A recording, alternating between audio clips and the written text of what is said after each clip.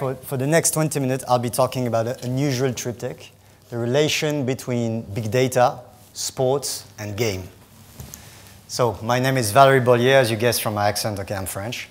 I'm also the CEO and co-founder of a fantasy football game that is quite revolutionized, and I'm going to talk about this a bit later. I'm also 43 years old. I'm always giving my age because I know I look younger, so I don't want you to think that we send an intern to talk to you. Okay, so let's start by talking about a little prediction game that happened between three little startups during the last World Cup. Google, Microsoft, Baidu, you may have heard of them. Okay, basically, those guys thought that with their advanced technology, they would be able to predict correctly the outcome of all the matches. Have a look at the result. It's quite fascinating. Microsoft and Baidu correctly predicted 15 out of 15 matches, while Google only predicted 14 out of 15, but personally, I can't blame them because it was they predicted that France would win against Germany. So they didn't, but you know, my heart's still with them. That's for sure. So the real question we've got to ask ourselves is how those guys were able to predict the outcome of 15 different matches. It's quite impressive. So did they partner with some bookmakers? No, of course not. Did they invent the time machine? Well, actually, we're not so far from this. You guys, of course, because of where we are, you all know the answer. They were able to correctly predict the outcome of the match because they massively use big data. We are very close from Google. They even gave us $100,000 because they thought we're an innovative company. So thank you very much, Mr. Google. When we talk with them about this subject, for them, it's not even an issue. The only issue is how much data do you have? If you have enough, you'll be able to predict. It's as simple as this. So, okay, we can believe them. But this means that big data must be transforming the sport industry in quite a radical way. So let's have a look at this. Before we talk about this, you need to understand just one thing, is that the relation between the statistics and the sport is something highly cultural. I'll give you a few examples. For example, if you're in the States and you're going to talk about a basketball player, you're going to give his stats. It's cold, it's efficient, it's numbers. In Europe, if we talk about Messi, who played amazingly well yesterday, what are we going to say? He played amazingly well. I mean, we talk about it with words, not with numbers. So if you go in south of France, you speak, for example, with someone from Marseille, and you say, what do you think about numbers and stats and football? He'll probably tell you, sport is an art, it's not a science, you know. Sorry, I'm doing good the French accent, of course I'm French. If you talk with Italian, it might actually be worse because he probably, after a few minutes, he'll probably do his Robert De Niro face, you know, like in Taxi Driver, and probably call his Sicilian cousin because you talk about football in a very disrespectful way. So in every country, the relation between statistics and sport is something very different. So of course, I'm exaggerating a little bit, and in Europe, it's moving in the good direction. Yet, have a look at what's happening in the States right now, because it's quite fascinating. Okay, so this is the point where I'm going to start reading to you a little bit, because you may remember, I'm 43 years old. I look young, but inside, it's an old mess. Huh? So have a look at this. So, the potential influence of big data in sport had been widely popularized by the book and later on the movie Moneyball. You may have seen with Brad Pitt, you know, no, the movie, no? You didn't? Okay, come. Okay. So it's telling the story of the Oakland Athletic general manager Bill Bean and his uncanny use of statistics and sabermetrics to recruit baseball players back in the early 2000s. His approach not only allowed his team to compete with the best baseball franchise in the MLB while carrying only the third lowest payroll in the league, but also revolutionized the use of statistics in sports. More recently, many of the most powerful sport leagues have increased their collection and use of statistics and various metrics to keep track and analyze players' performances. Here's a few examples of the influence of big data in sport. Football. Well, actually what in America they call football. It's played with the hand, but they call it football, you know. Doesn't make any sense to me either. Well, in Chicago, I'm sorry, where am I? Football. Well, you know the American sport. Okay, this one. Okay. NFL. Since last season, every player is wearing 2 tiny sensors on his shoulder pads to help fans and coach get a closer look at various aspects of the game, such as distance between the defensive and offensive player and potential plays that could have taken place. The company developing this device, Zebra, has also announced working on a new device for this season, which would include Bluetooth technology to measure players' heart rate, lung capacity, and temperature, or another step to producing data that is not only entertaining but useful to teams and players. Baseball. You know, the American cricket. You know? I try to be entertaining. If it doesn't work, you tell me, I'll stop my stupid joke. You know. Well, so they have recently introduced a new tool developed by Sport Vision, which uses complex algorithms capable of tracking and analyzing thousands of terabytes of data and correlating events related to all movements captured by the camera on the field.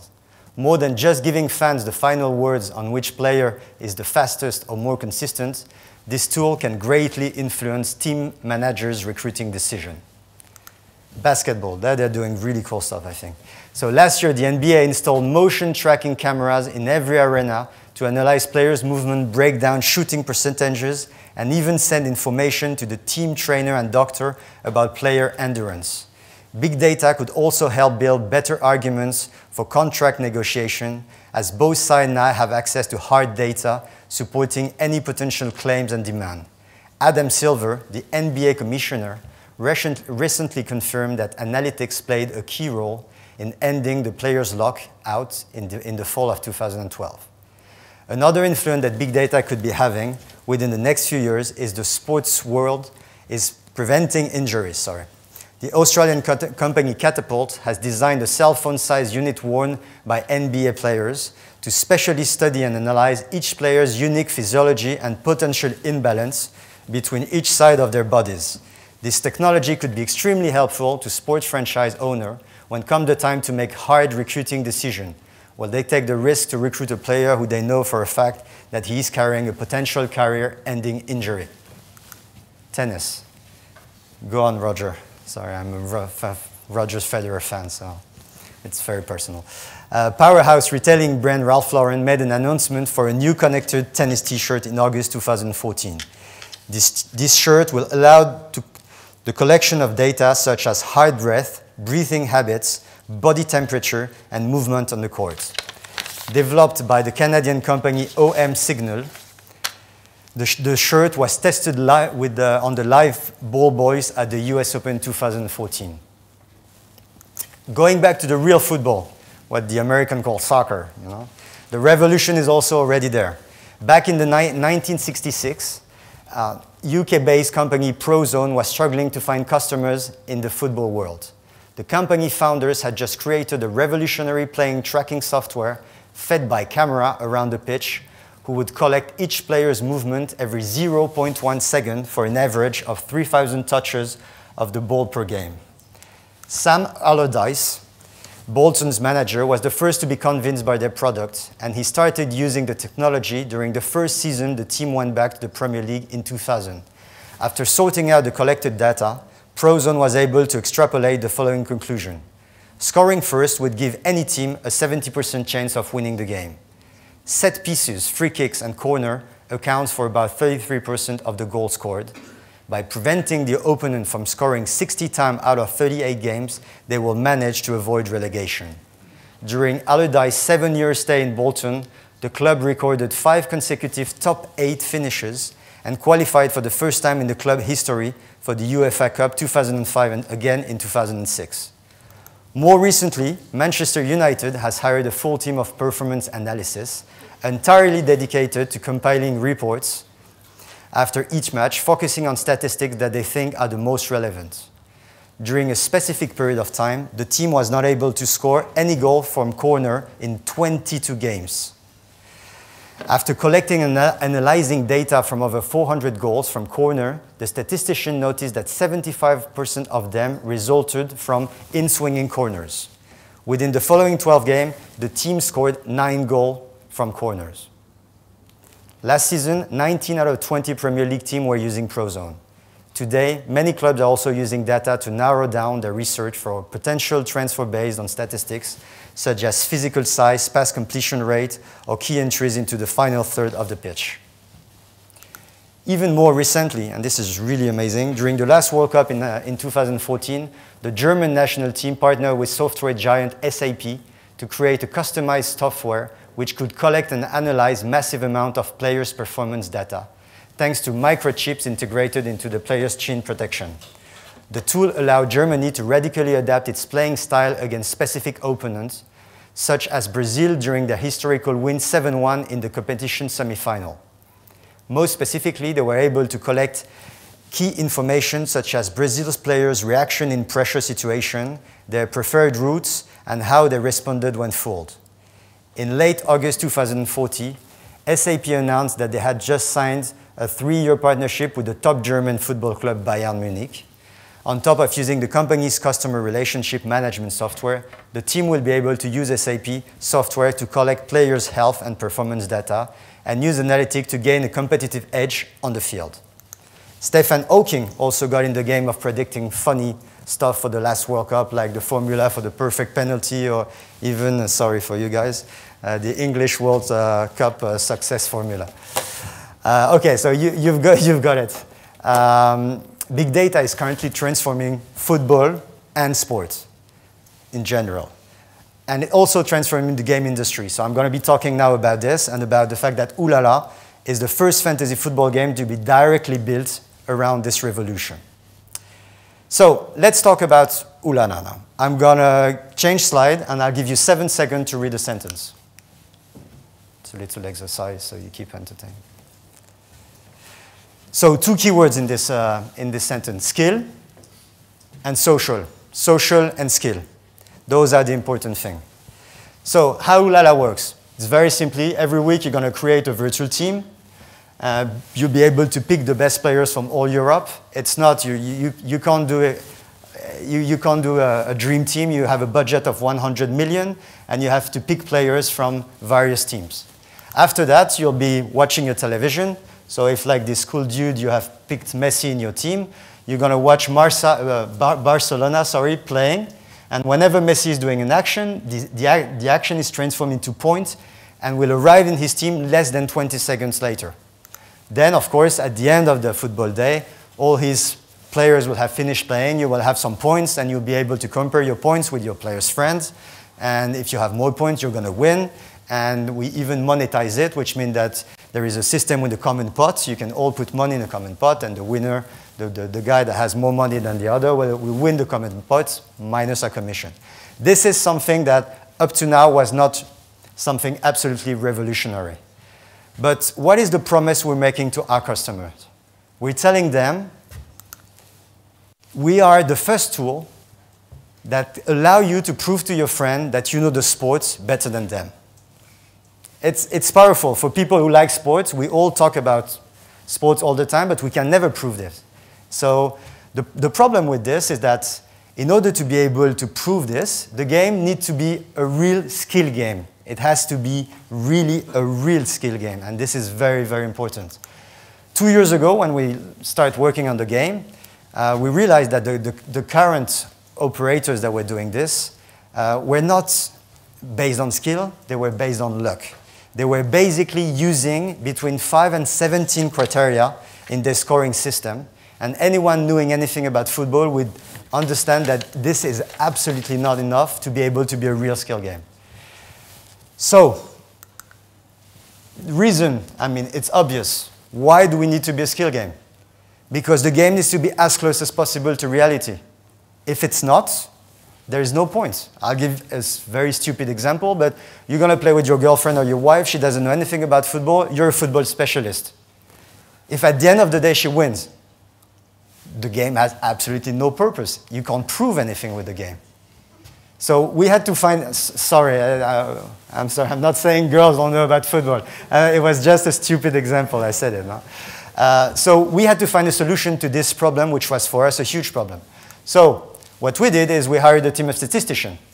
We locked them in a room with 5 years of pace data of all the football matches in Europe. we basically give them the 350 statistic that we could get from Opta as statistic provider, and we lock the door. And then 6 months later, a guy knocks, we got it. They were all skinny, but we got it, we got it. We know how you can become a real skill game. If you want to be a skill game, you mustn't take 5, 10, 15, 20 criteria. You should take 70 different type of criteria. And that's not enough. You need to give a different weight for every position of the player on the field. So if you look at the screen, for example, a goal score for a striker is going to be 25 points. For a defender, it's going to be 35 points. Okay, cool. So we could claim that we were a skill game with this. We could. But we wanted more than being able to claim it. We wanted to prove it. So we ran the game for 2 years in a free version. And, whoop. Okay, this is an example of some stuff. And we have some really cool proof about the fact that we are a skill game. The first one is that some customers, they were winning a lot more than some others, which makes sense if it's a skill game. So if we take the first year, we have a guy who won 4 times out of 36 Oulala days. If we were a luck game, his probability of winning 4 times in the lottery would be, with the amount of clients that we had the first year, 1 of 280 million.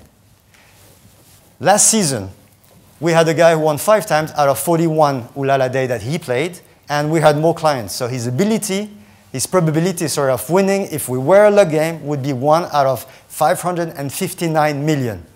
I repeat, this is a big number, and it's tough for me to repeat numbers with my accent. So 1 out of 559 million. This is beginning to be a proof. Second proof that we find is that the football player, at the end of the season, you can rank them accordingly to their points. So it makes sense that Messi, Suarez, Gerrard, and Ronaldo 2 years ago were the best players. But we were the first game to have this. The other one it was based on luck, so other players. You never know whom. Last season, we had Messi, Ronaldo, Eden Hazard, and Kevin De Bruyne, who, whoever knows football in the room, know that it was a big surprise last season. And then we have an even cooler proof. I really like this one, is that after 3-4 months, usually we start seeing some unknown players from small teams that start overperforming in our game. They have more points than what they should. And usually those guys, at the end of the season, they're bought by big clubs. They're bought by big clubs. So I'll give you a prediction for this season. There is a football guy named Mahrez. According to our game, right now, he's the best midfielder in Europe, not just in England. He played for Leicester City. I can bet that at the end of the season, his value will be huge, huge. So with this, we can now prove that we are the first fantasy football game to be a true skill game, which was the whole point for us and why I'm speaking here today. So what's next?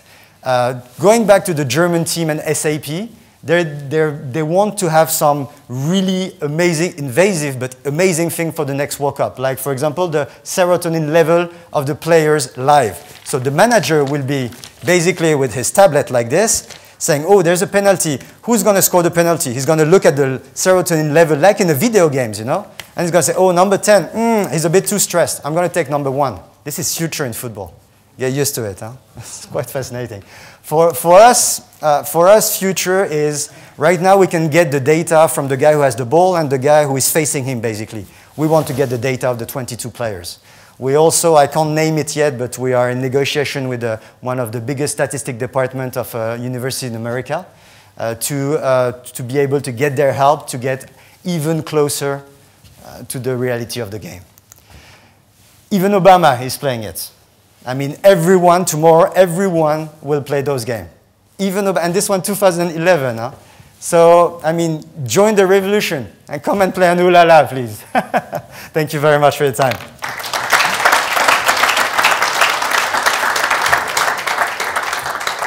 Thank you. Something tells me you have a pot going for that player being bought. We negotiated for many months with Leicester City. We're their official partner, and Oulala, and now they're the leader of the Premier League. So for us, it's great. I mean, we're very, very happy to be their partner. But it has nothing to do with this. It's just that this guy is really amazing. So. Okay, I believe you. Yeah. Okay. I'm a tennis fan. I don't like football, so you know, it's not like.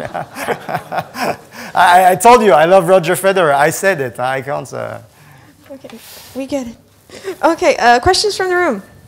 2 questions? We do 2 questions. Okay. Hands? No football fans? No Okay. football fans. We have one over here. I'll give you mine. I think I'm right in saying one of the important success factors of teams is the correlation between the players and how they interact with each other. So it's not just the individuals, but it's how they act as a combination. I mean, are you looking at that at all? Or? Right now we can't, because we are just looking at the stats between the guy who has the ball and the guy who is facing him. Unfortunately, we'd love to do this. This is future. We are at the very beginning of a revolution. So right now we can get some stats. We'd like to have a lot more. But as soon as you'll be able to do this, like for example, sometimes by just moving on the field, a player can be effective. And right now we can't have this. But I mean, this is the sense of history. You're right. Okay, so if you want to invest, now is the time. This is going to happen. Okay, any other questions? Okay. Another football question. How about the manager? Surely they have an impact, or all of us managers like to think that we have an impact? Well, we all have an impact, that's for sure, because the whole point of the game is to become a manager. So we almost partner with one of the French team, the former French manager of the French team, and he was hated in France because he was, I don't know if ever of you remember this, but the whole team went on strike during our World Cup and they refused to get out of the bus. So every single Frenchman hated this guy, and we all thought that we could do better. So we said, okay, we're going to make a deal with him, and people will be able to compete against him and prove that you can do better, of course. So managers are interested by those kind of game, of course. But at the same time, it's playing with the devil for them. So you know, we're talking with them. They think it's interesting, but you know, we're more into partnering with football players that have a knowledge. It's something very new. So it's huge in the States. It's arriving in Europe. There's everything to build. Okay, great. Thank you.